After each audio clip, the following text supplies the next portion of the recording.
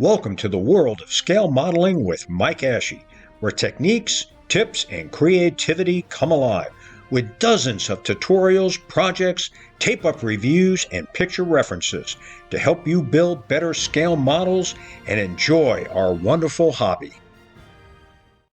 Hey everybody, the first review I put out on this kit had a long series of assembly tips, which really stretched out the video to about 25 minutes. So I thought I'd cut out the assembly tips, shorten up the video, and just show you the tape up.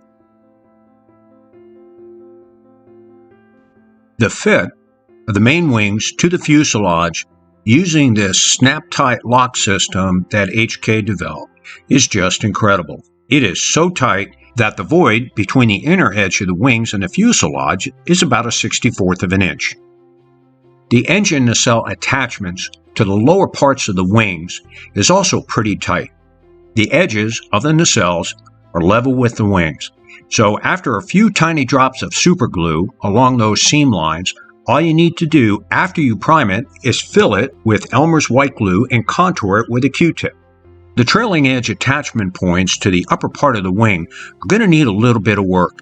I recommend you fill those voids with super glue, sand and contour these areas smooth, and then restore the surface detail. The attachment point of the tail to the aft part of the fuselage is pretty tight. The upper and lower attachment points of the rudders to the elevator wing are pretty tight. And as I stated earlier, I think all you need to do here is just, after you prime these areas, fill them with Elmer's glue and then smooth out the seams with a damp Q-tip. The attachment points for the elevator to the lower part of the fuselage are also pretty tight.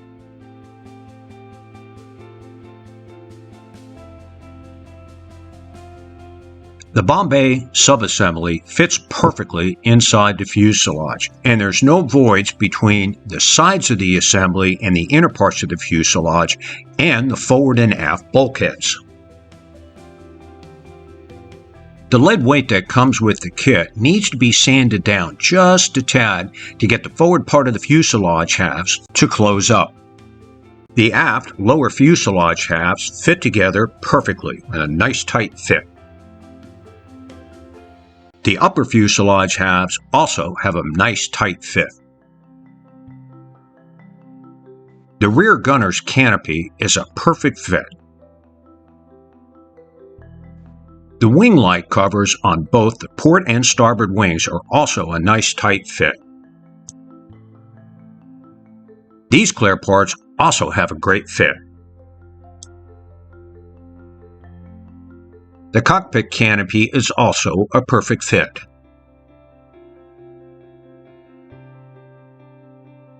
The Bombardier's position canopies are two parts, just like on the Monogram kit and the Accurate Miniatures kit, except on this kit, they're a perfect fit to each other as well as how they sit on the forward part of the fuselage.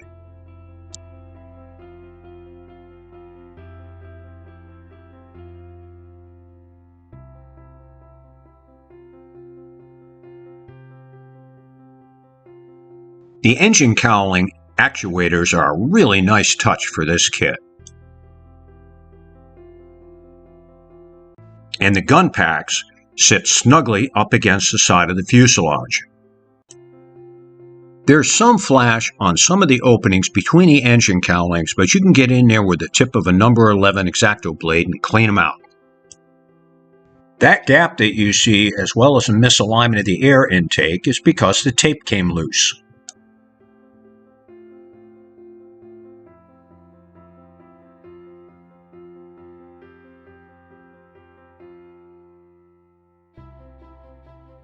Being able to drop the flaps on this kit will add another level of realism to the model.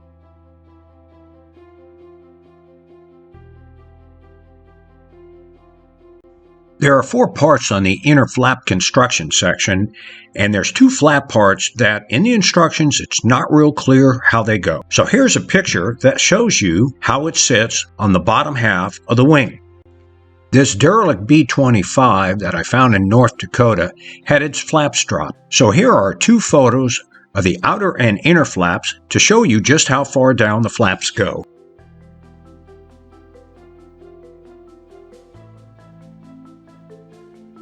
Stay tuned to our channel for more HK Models tape-up reviews.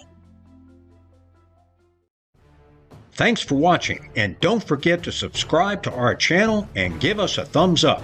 And when you get the chance, visit our website at www.mikeashley.com, where you're going to find dozens of free PDF downloads, including tutorials, picture references, model galleries, projects, and my 5 original scale modeling books.